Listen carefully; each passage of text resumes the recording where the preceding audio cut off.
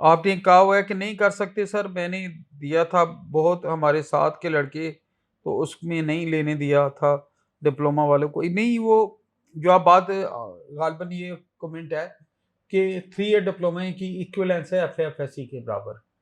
तो जो 3 year diploma की परसेंटेज है उसकी इक्विवेलेंस डिक्लेयर होती है एफएफएससी के बाद, और इक्विवेलेंस में अगर रिक्वायर्ड परसेंटेज में आप फॉल कर रहे होते हैं तो यकीनन आप अलाउड है पीएमए लॉन्ग कोर्स के लिए। जो गैर शादीशुदा लड़के होते हैं स्पेशली इनके लिए, लड़कियों के लिए नहीं है ये। फिर आगे आपने कहा सर पीएमए ग्रेजुएट कोर्स नाइथन में कब अनाउंस होगा? ये आप इन टच रहें बेटा, army selection and recruitment centre से, इधर से आपको पता चल जाएगा। और प्लस www.joinpakarmy से भी आपको ये पता चल जाएगा। एक बेटी ने सवाल किया है कि sir can girls apply in ISSB after inter Icom? नहीं बेटा, वो मैंने बता दिया पहले भी, पीएमए लॉन्ग कोर्स के लिए इंटरकॉम मतलब इंटर के बाद गर्ल्स नहीं अप्लाई कर सकती।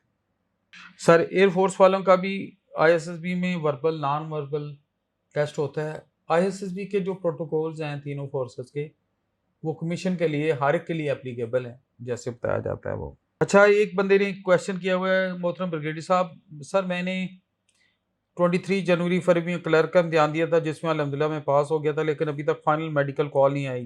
प्लीज़ सर रहनुमाई फरमा दें बावलपुर सेंटर।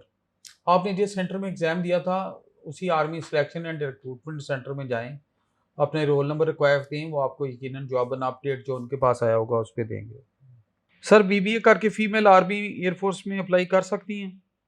ये अगर तो वैकेंसीज को ही है एयरफोर्स वगैरह में क्लरिकल साइड पे या इवन कमीशन साइड पे भी कुछ की प्री रिक्विजिट अगर आप एज लिमिट में फॉल करती हैं तो यकीनन आप कर सकती हैं, लेकिन अगर that is subject to the announcement of the vacancy by the respective military arm जो आर्मी नेवी है या एयरफोर्स है। सर बता दें अगर सोशियोलॉजी में बीएस किया हो तो आर्मी ज्वाइन कर सकती हूँ? मेरा नहीं ख्याल। सोशियोलॉजी एक सोशल साइंसेस में आता है। ये मेरा ख्याल है आप जब एमएससी करेंगे ना उसके बाद इंस्ट्रक्टर की तरफ आपको लिया जा सकता है। सिंपल बीएस पे शायद आपके लिए मुश्किल हो, लेकिन इवन देन आप www.joinpakarmy की वेबसाइट से देख लें, मज़ीद आपको पता चल जाएगा।